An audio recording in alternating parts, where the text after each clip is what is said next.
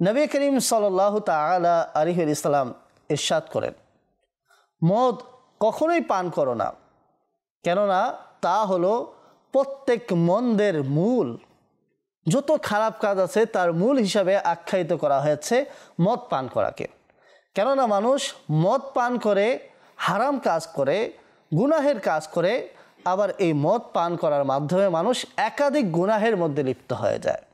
মাদানী চ্যানেলের দর্শক শ্রোতা, যদি আমাদের মাঝে কারো মাঝে এই ধরনের বদ স্বভাব থাকে, আজই নিয়ত করি এটাকে দূরীভূত করার।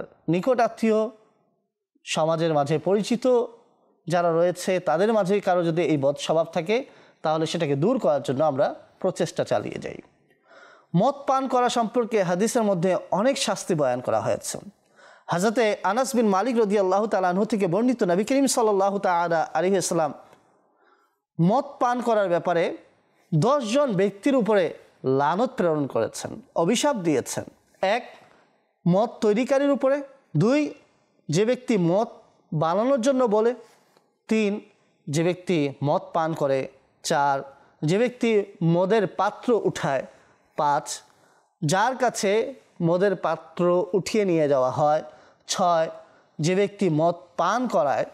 7, যে ব্যক্তি মদ বিক্রি করে। 8, যে ব্যক্তি মদ থেকে উপার্জিত অর্থ আহার করে। 9, যে ব্যক্তি মদ ক্রয় করে। 10, যার জন্য মদ ক্রয় করা হয়েছে। এই 10 ধরনের ব্যক্তির উপরে রাহমাতুল লিল আলামিন, দয়ালু নবী, যিনি উম্মতের জন্য কান্না করেন, সেই রাসূল করিম সাল্লাল্লাহু তাআলা আলাইহি ওয়াসাল্লাম অভিশাপ দিয়েছেন। আল্লাহু আকবার। কারো উপরে যদি রাসূলের অভিশাপ থাকে, সে তো ইহকাল এবং পরকাল উভয় জগতে ধ্বংস হয়ে যাবে।